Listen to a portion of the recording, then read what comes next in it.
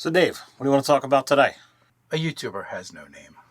What are you talking about? Careful, you do not wish to anger the god of many faces. Okay then, let's just dive into today's discussion, building the Master of Disguise for 5th edition Dungeons & Dragons.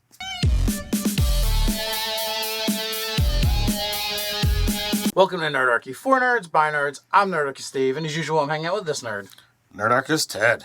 Maybe it's your first time visiting Ted's Basement. It's a place where we like to discuss news, views, and homebrews for 5th edition Dungeons & Dragons. Sometimes we even talk about other role-playing games. So if you don't want to miss a single video, don't forget to hit that subscribe button and to tune to that notification bell. Before we jump into this video about the Master of Disguises, we want to invite you to come check out the Nerdarchy Pledge Manager. Many people have asked after our Kickstarter ended, is there a way for us to still get this? And the answer is yes. The Pledge Manager is up. You can late pledge. You're going to get many, if not most of the benefits from actually backing during the Kickstarter. But most importantly, you're going to get those awesome Kickstarter prices before they go to retail. They're going to go up.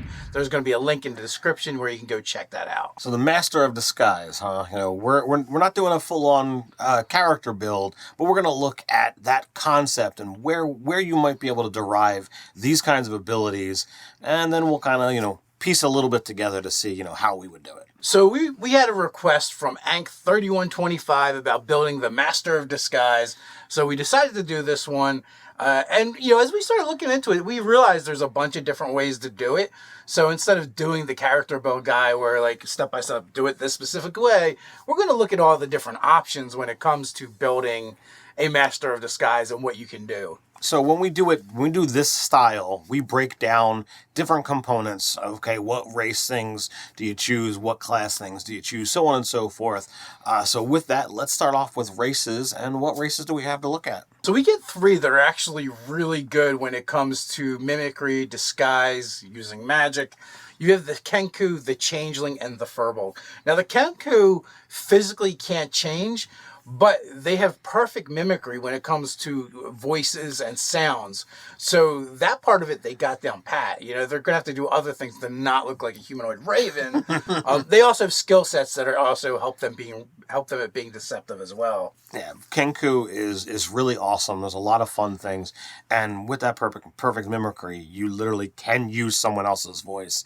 That's great. Changeling, you get the ability to physically alter yourself. You could somehow combine Changeling and Kenku, you'd be perfect, but sadly we can't combine races. So the Changeling is really useful. It's, if you want to physically be able to be somebody else, Changeling is the go-to race. Now, the only downside to the Changeling is you are still approximately the same size. So if someone is much larger or much smaller than you, you'll be able to copy them, but you'll be a bigger or smaller version of them. Now, Furbolg, they also have the ability to cast Disguise Self every short rest, with the caveat of they can actually appear 3 feet shorter than themselves, right?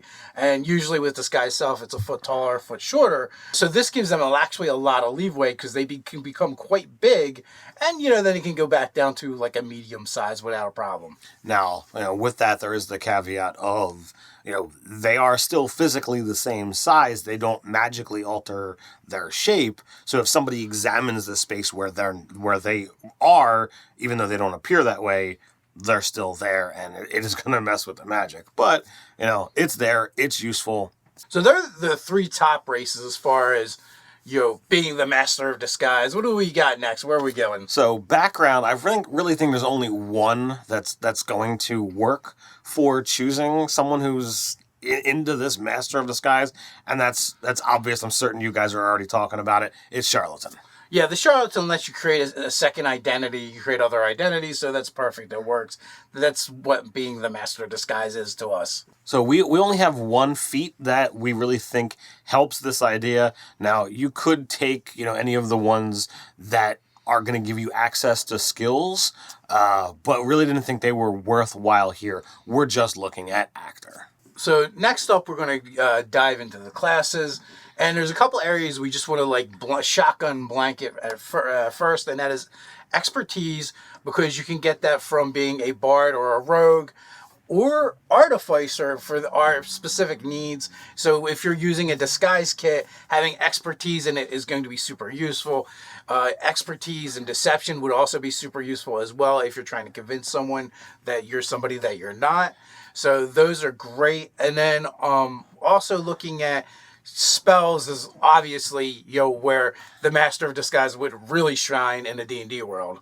And there's a number of spells that we feel fall into this category. So I mean, you got your obvious ones: Alter Self, Disguise Self, Polymorph. Any of them are going to be super helpful. There's a lot of illusion spells that fall into the spectrum that's going to allow you to shape reality. There's going to be things that allow you to reshape yourself. All of these things are gonna fall into that area. Things that are going to defeat magical detection, like non-detection.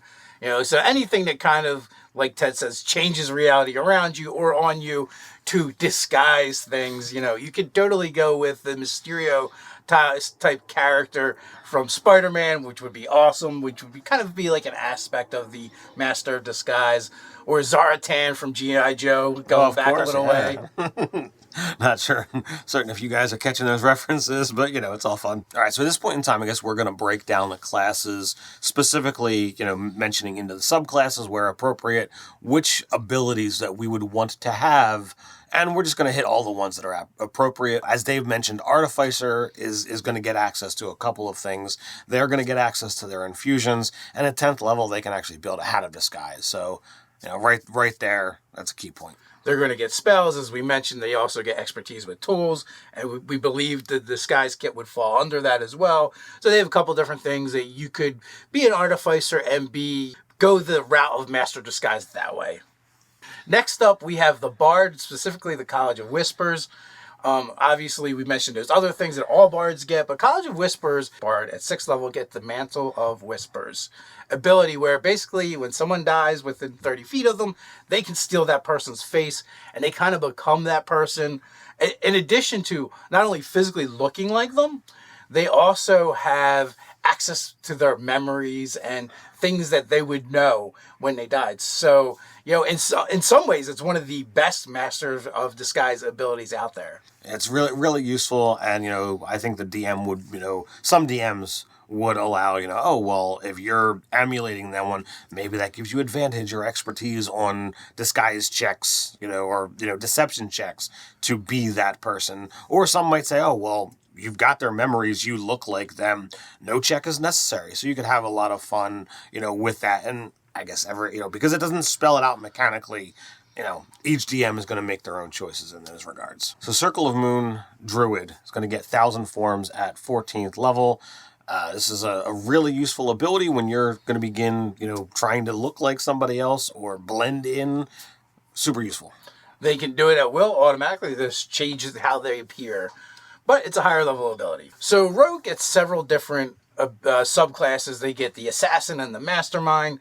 Assassin at 3rd level, they get access to the Disguise Kit. They're going to get Infiltration Expertise at 9th and then Imposter at 13th. And then Mastermind gets specific ability, Master of Intrigue at 3rd level, which is another ability that's going to be useful for mimicking others. So the Warlock gets access to invocations, and the Mask of Many Faces you can take as early as 2nd level, and that's just being able to cast Disguise Self at will.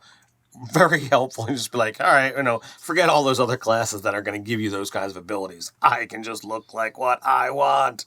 At 15th level, Master of Myriad Forms is another invocation that you can take, and that's basically Altered Self at will. So the Wizard, most of them aren't really going to fall into what we're looking for when we're looking at subclass abilities, but the Illusionist does. They're going to get improved Minor Illusion right away, 2nd level, and this is going to allow them to add, sight and sound when they cast their cantrip, which that's not going to be helpful for changing your form, but for making reality different, very helpful.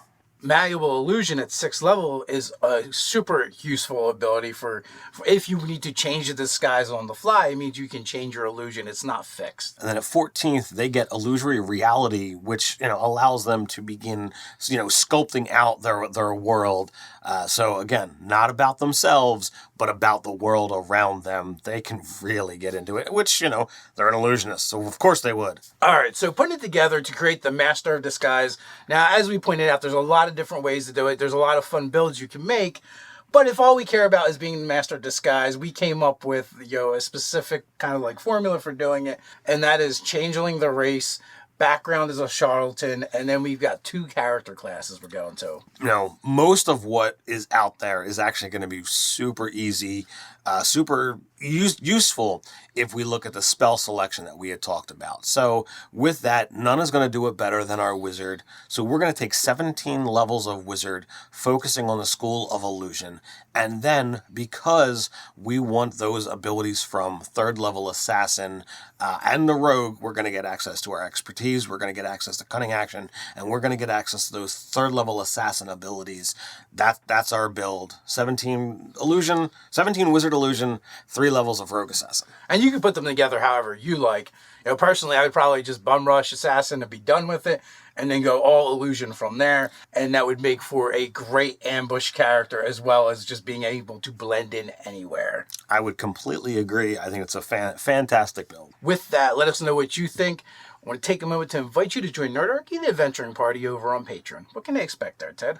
We're creating products for 5th edition Dungeons & Dragons that both players and DMs alike can drop right into their game. But that's not all. We do monthly giveaways, and our patrons are automatically entered. We do weekly hangouts with our patrons and more. So quest on down to the description, join the Nerdarchy adventuring party on Patreon, and until next time, Stay nerdy.